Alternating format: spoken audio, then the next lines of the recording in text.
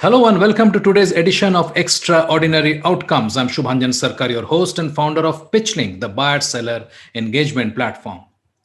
We continue our series of conversations with authors who wrote seminal books on sales that helps us understand the buyer better.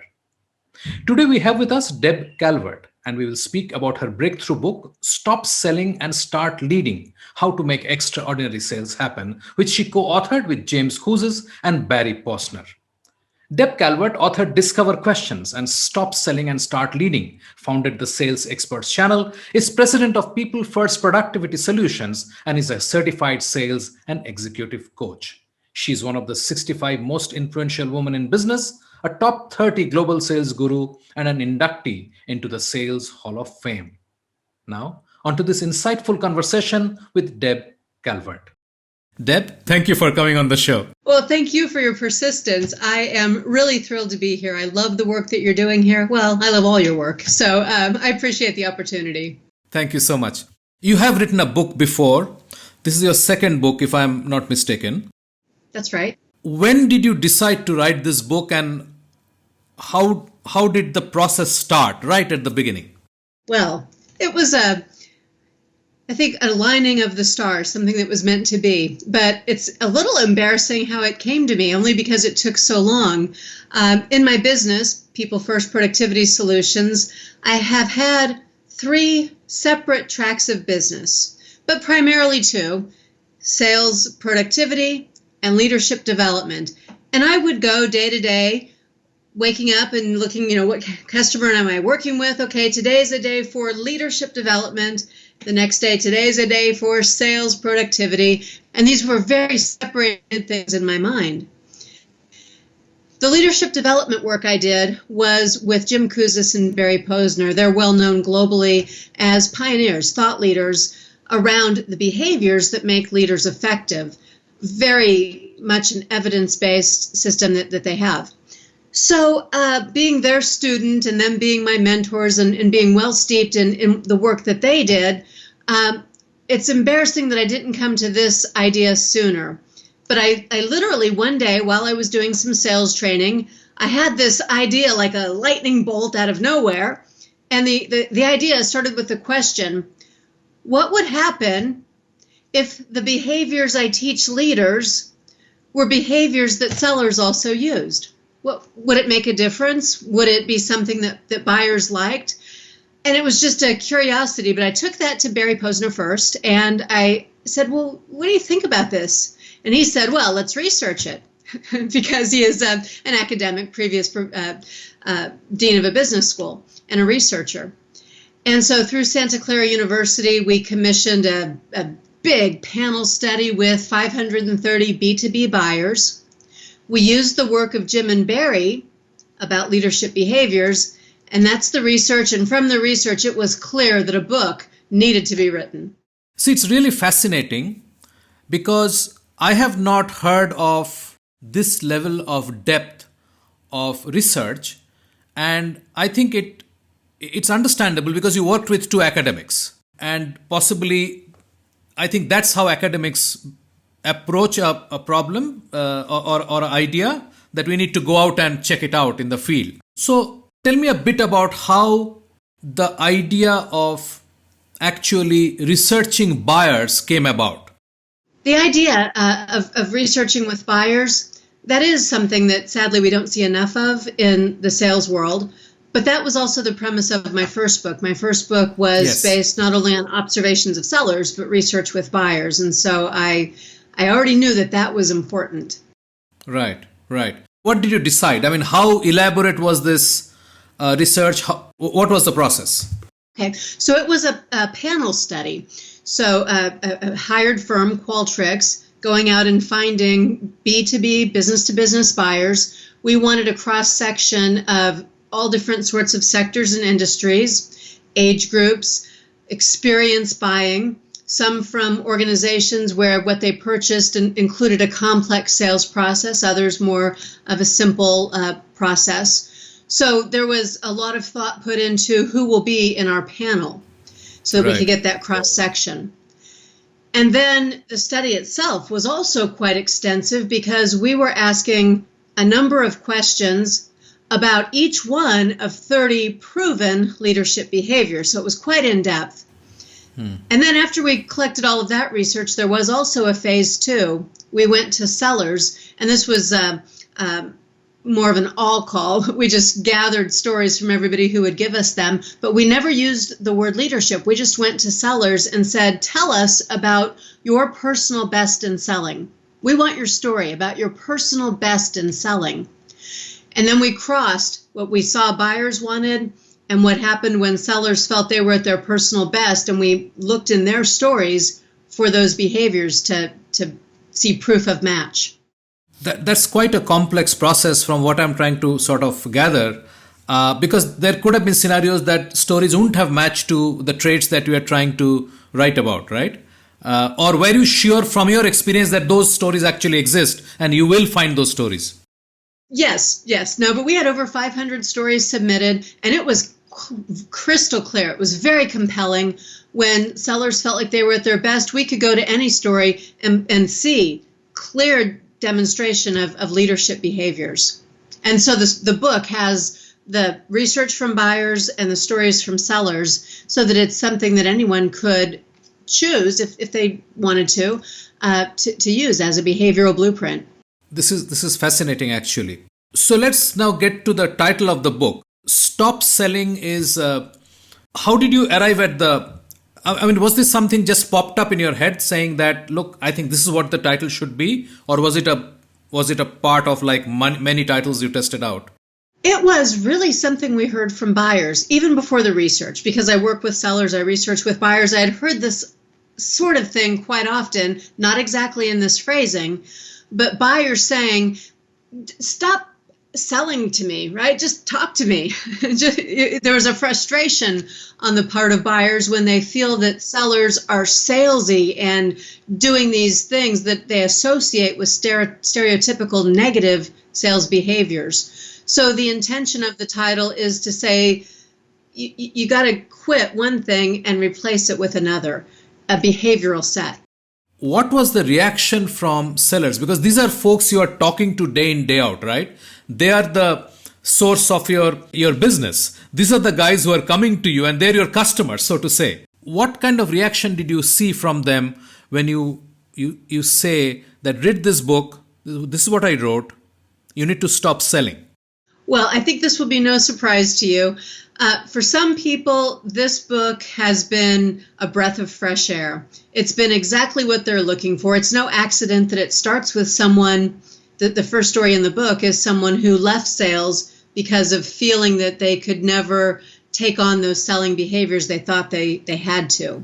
Right. So for many people, this is refreshing. But for others, just the notion of stop selling is offensive. And to think that they need to make behavioral changes or that buyers know what sellers should do, right? This is something that's a big leap for them. We can often get there if they'll listen to the premise and understand that actually the book is full of successful, very successful sellers' stories.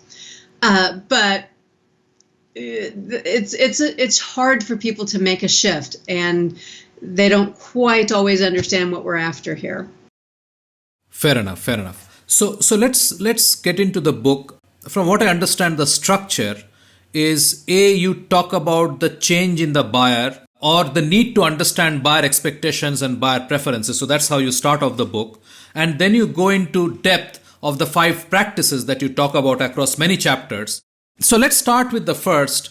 When you were writing about understanding buyer expectations or buyer preferences, what is it that you found from the research and what is it that you already knew in terms of changes happening, yet we are not paying attention to them? Yes.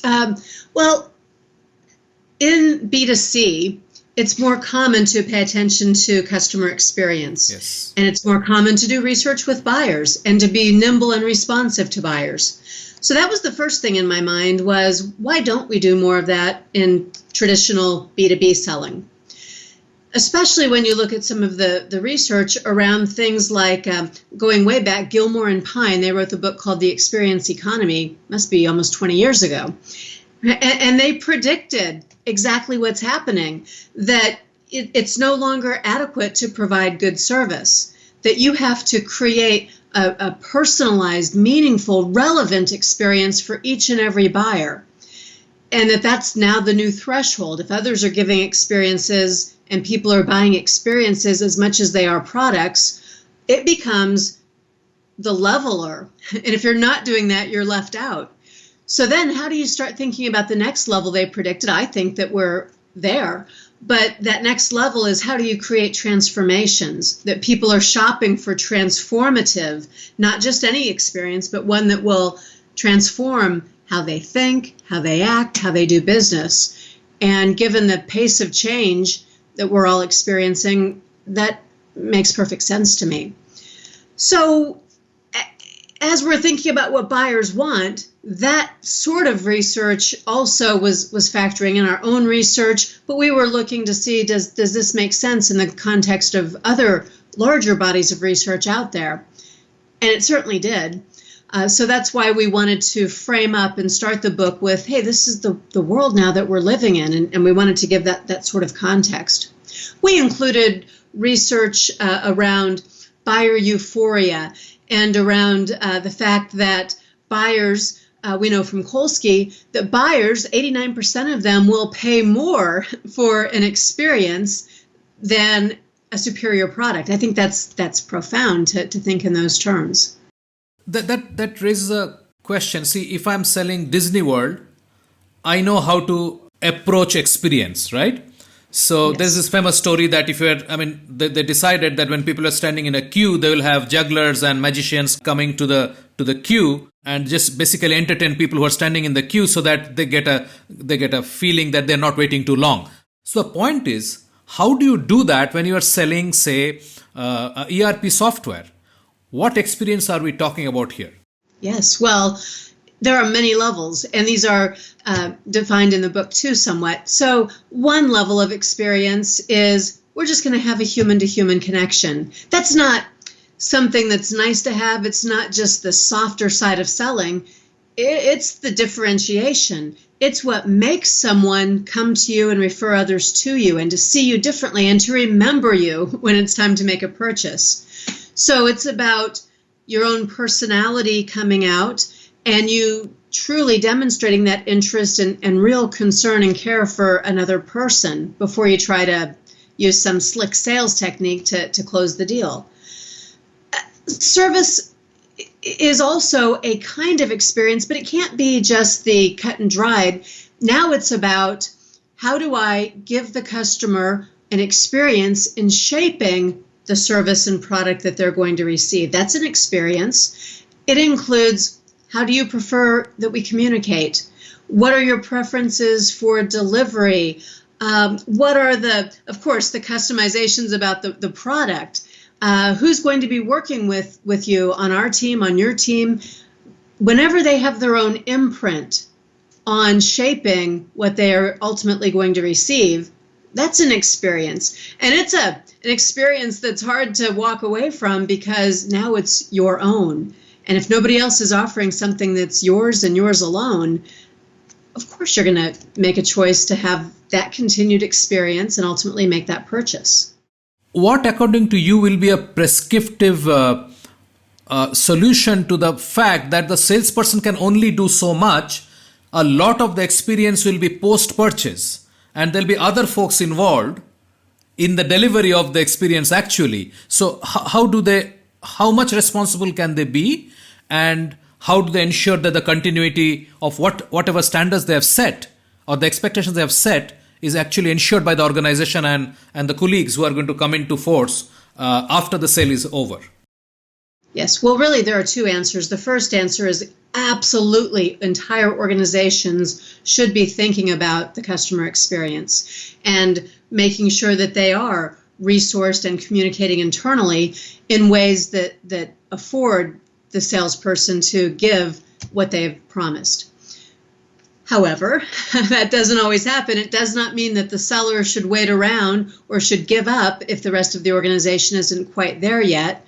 A seller can, as a leader, step into that role and do their very best with the things that they do control to provide the experience that's going to be good for the buyer. And in fact, the behaviors of leadership are something the seller completely controls, and those too are an experience for the buyer. Are there other nuanced outcomes that you saw in terms of buyer preferences besides the experience bit? Absolutely. So we did measure 30 behaviors. We asked buyers to give us a baseline of the sellers that you currently choose to do business with. How frequently do you see these behaviors? We wanted that baseline. Right. And then we said, what would be the ideal frequency? Because we wanted to see how much of a contrast would there be. And we asked them then, if you saw this more frequently, would you be more likely to meet with that seller? Would you be more likely to buy from that seller? And so forth. So I could give you 30 specific sorts of things because buyers did want higher frequency in all 30 of those leadership behaviors.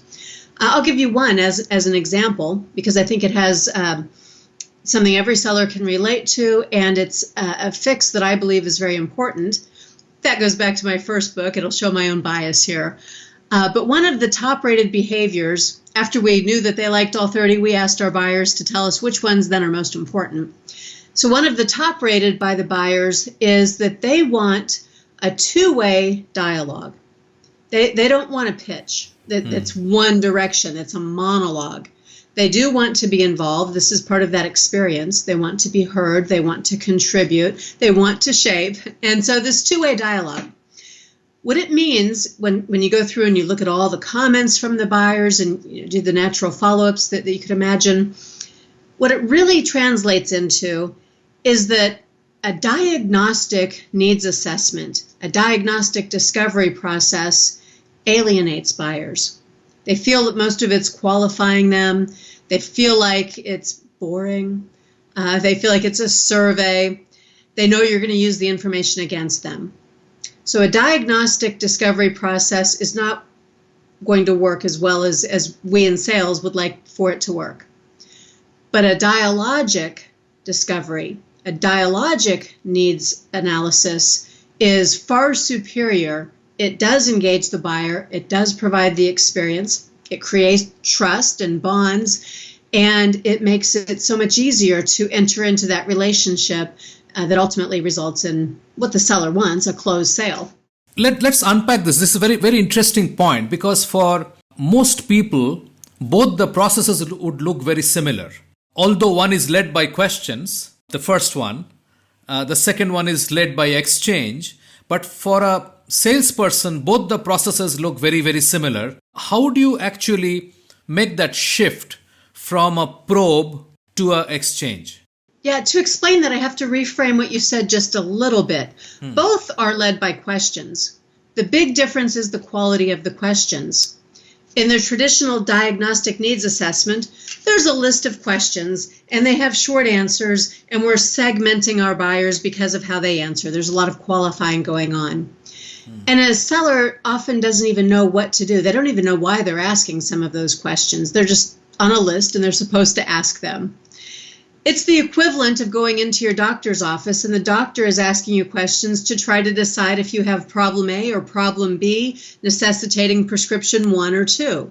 It's a very meant to be efficient process. But buyers resist it because they don't want to be boxed in and they do want to be heard.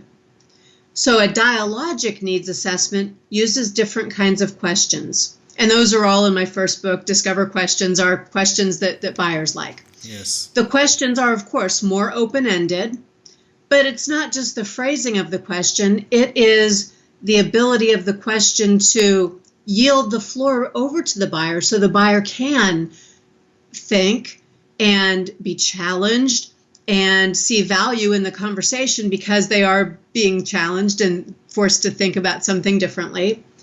And they do more of the talking because the questions are intended to create something that hasn't been there before. The thought, the dialogue comes from those questions.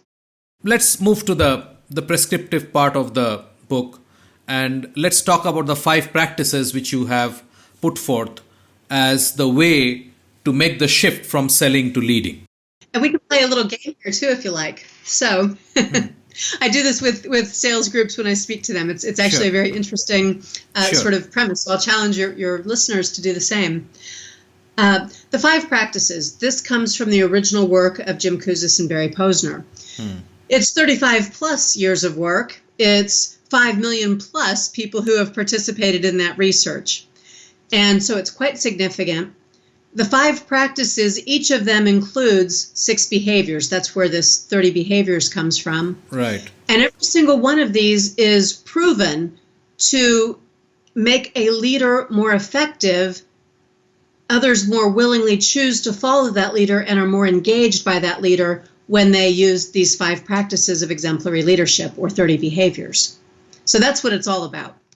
Right. Let's talk about the 5 practices at least at a high level so that people get a glimpse of what you're talking about. Okay, so I will describe each of the 5 practices, and I'll challenge you and your listeners to think from the buyer's perspective, out of the 5, which one did they rate as the most important? They liked all 5, they want all 5, but the game will be, which one do you think buyers like the most? Sure. Okay, so the first practice is to model the way. And to model the way means to know your own values, to know what's important to you, to make sure that outwardly what you do is true to your values and that you're consistent and therefore credible. What you say and what you do and what you believe are all aligned. And that makes you a good example to others. The second of the 5 practices is to inspire a shared vision. And by the way, every one of the words that's chosen here is significant. To inspire a shared vision, the word inspire means to breathe life into. And you do this over and over and over again as a leader. You breathe life into the vision, not just your vision, but the shared vision between you and others who you would like to see following you. Inspiring a shared vision means that you understand what's important to other people and that you enlist them because you show them how their own long-term interests can be realized by the vision. Okay. The third of the 5 practices is to challenge the process.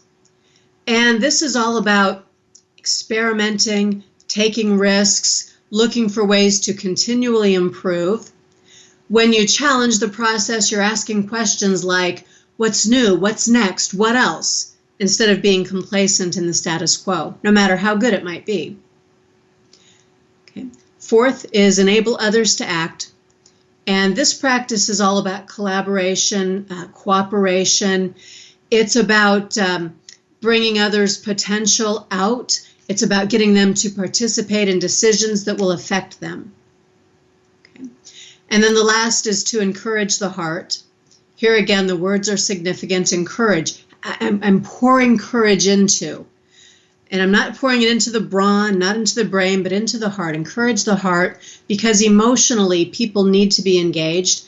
They need to be buoyed. Their spirits need to be lifted when the going gets tough. So this includes praise, recognition, affirmation, all the things that give people that little extra something so that they continue toward the shared vision.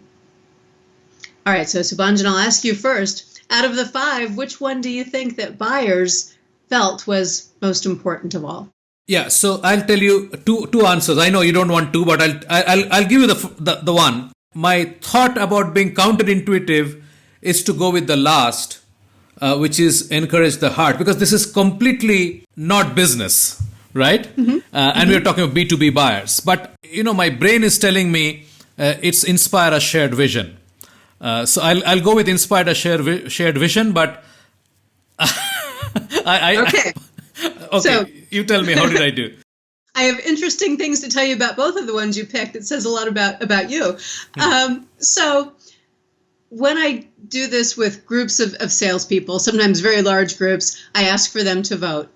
And without exception, every group of salespeople that I've ever spoken to, sales managers the same, they have always said, inspire a shared vision must be the one that buyers want most of all. Well, this will be surprising because, remember, buyers want all of them, but that's number 5.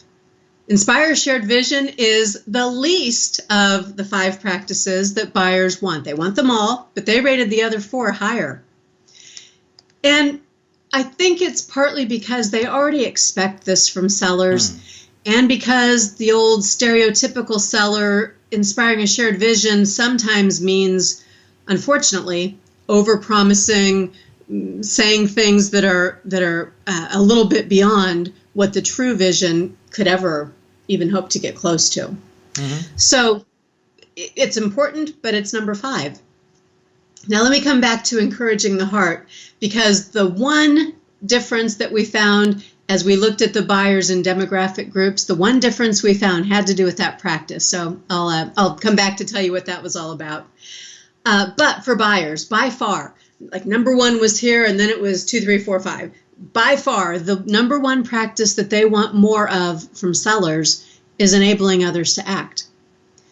Because this is the one that dignifies them, that involves them in the decisions that will affect them, that's all about collaboration, meaning doing something with your buyers, not for them, certainly not to them, but it's the with, the engagement that is found in enable others to act. And that is where two-way dialogue, that particular behavior shows up. Okay, so very interesting. We looked at all our buyers. We sorted them demographically to see if there were differences in complex selling versus less complex, in age groups, in places, that they were located, companies, big, small. The one aberration was in number 2, the second practice. All age groups, all demographics, enable others to act was top. But at number 2, for all age groups except for 1 and for all other demographic variables, number 2 was model the way. People really want sellers to be more credible and to be more aligned and show that integrity. But there was one age group where they put encourage the heart at number 2 instead of at number 3 like other groups did. And that group was in our under 30 buyers. However, one of the buyers in the group gave us a comment. This buyer was in the 50 plus age group. And that buyer said, the most important thing to me is when a seller thanks me and genuinely appreciates the work I'm doing, which would be an encourage the heart sort of behavior. So it's not exclusive to the younger buyers. And I think the words, the most important thing, and I thought about this and I've observed lots of sellers on sales calls, and it does strike me that we don't do this very often in sales. We wait, the contract is signed, we say thank you, but we forget that during the sales process, inside their own organization, buyers are working very, very hard.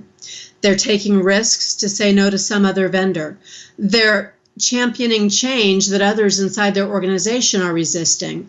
They're sticking their neck out to get some sort of budget allocation. They're doing a lot of work, and they need encouragement from us for that internal work that we often forget is being done at all. Enable others to act, model the way, encourage the heart, challenge the process, inspire a shared vision. That's the overall order that buyers want to see. One interesting point that you said, are we saying that the millennial buyers are more driven by empathy? Is that what is coming out when you say that the sub-30s are ranking encourage the heart in number 2? I think that would be a fascinating next study. It would require follow-up research to go quite that far. I would say it suggests that there is a greater need for us to be empathetic and appreciative and showing that genuine recognition of the work that buyers are doing. Certainly couldn't hurt. So even without the research, why not give that a try? It's free, it's easy, it's already something you know how to do. Right, absolutely.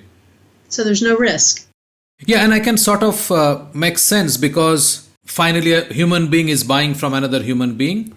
And I think that what the millennials were doing, the rest of the world has moved in to that world post-COVID because we are more remote, we are not meeting people. I think that's a very interesting and fascinating sort of finding that you just shared. And I think a lot of balance has to be brought into our process of being human while we we are actually so far and removed and not in the physical contact anymore. So the challenges are many. Is there anything that you'd like to add to this? Well, I would like to add that although it seems like a very big change to make, to provide a unique experience for every single buyer, I just want people to understand it's quite simple. Any one of these 30 behaviors is something that you could do more frequently. And what we were measuring is frequency of behaviors. That's what buyers want. So you just choose one behavior, work on two, eventually get to 30 if you can. But you'll be differentiated just because you've picked one and done that thing more frequently. So it's actually easy once you know what to do and why it matters to do it. And that's where liberating the leader inside yourself comes from, is making those choices and more frequently demonstrating those behaviors. What leaders do is they guide people to a place where they want to go, but can't get to on their own. And that's truly noble work, just like selling is truly noble work when it's done right. Yeah, so what you are saying is make the shift of these 30 behaviors into habits. If you can sort of make this shift where it becomes natural, like muscle memory, right? And it was part of our world, Deb. I mean, being graceful was not something you had to do. It came naturally to you. So the world, which is forgetting part of those traits, I think this is a very important point that you're making. The frequency of doing it and do one. Start with that. And that will make a difference. It will. We know that because of the stories we collected from sellers. And certainly since then, I've been very mindful in paying attention to this. And I've seen examples where when sellers turn up a certain behavior, it does make an impact. And it also improves the way you feel about selling. There are a lot of sellers out there who don't feel good about the work of selling because they believe it has to be those stereotypes. Well, discard that notion. Here's what we know works and what buyers want, and this feels good. This is ennobling to yourself and others. And the interesting part of this is that you do not need your organizational structure and process to change to do this, because you're doing this to yourself, right? You can make that choice and you can start the change. Absolutely. Leadership is, I appreciate that you ended there, because leadership is a choice. It's got nothing to do with title, nothing to do with permissions. Leadership is a choice we all can make in everything that we do to behave a certain way. Nothing more, nothing less. Deb, thank you so much. Thank you for making time early in the morning. Thank you so much for letting me come in today. Thank you.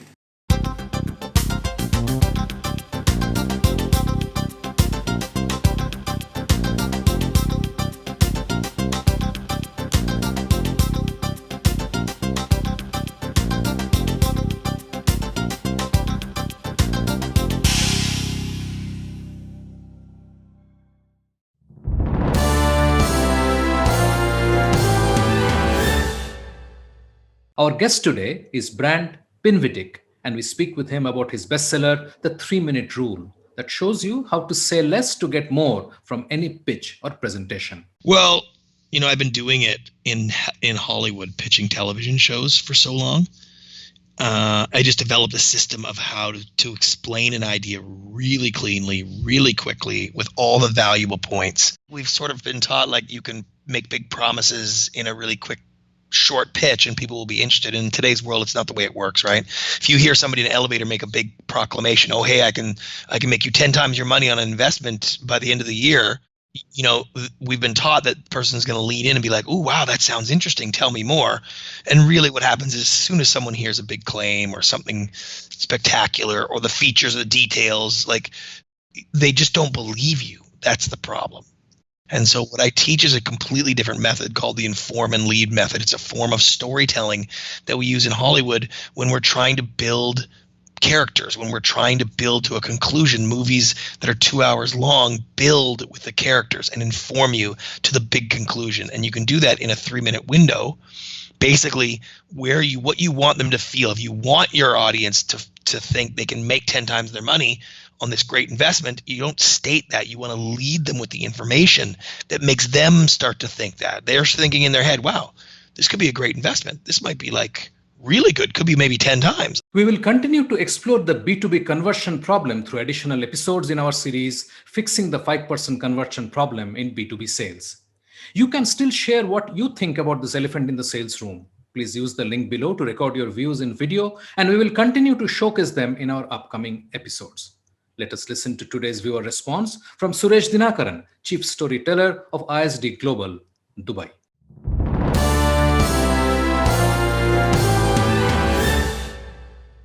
Hi, I think the 5% conversion rate also probably is um, a statistic which is a little on the higher side in my experience. My empirical evidence shows that in the case of, especially in the case of B2B marketing, the RFP is the biggest stumbling block for all the audit purposes and all the compliance norms that are part of corporate de rigueur. I think the RFP is one of the biggest speed blocks that are coming in the way. When you have ample empirical data and evidence suggesting that there are certain partners or vendors or suppliers as they are, some way, I mean, they're defined as suppliers and vendors for some strange reason, that they have delivered in the past, that they have delivered on all aspects, whether it is quality, price, and timelines. So, but keeping in view, and I'm using air quotes here, compliance norms and audit regulations, you have to kind of get quotes from 3 or 4 different parties to kind of compare. What is a comparison about? What is a metric? It's such a dark hole. It's so opaque. I'm not aware of the fact that it is apples to apples in a lot of cases, because it is not. It has been proven. So I think first and foremost, you rely on market intelligence, empirical data to figure out, whom you're partnering with or collaborating with, has done so in the past, or has been there, done that, and probably in a lot of cases you've already dealt with them. So it is prudent, especially when they've delivered, to go with the known devil rather than the unknown one. All right. So this is my take on it. Thanks. Time to wrap up for today. Remember, you will soon have access to the complete interviews and transcripts in the series. Keep an eye out for the link in the XO newsletter. And thank you for watching. Until next time, stay well and craft extraordinary outcomes.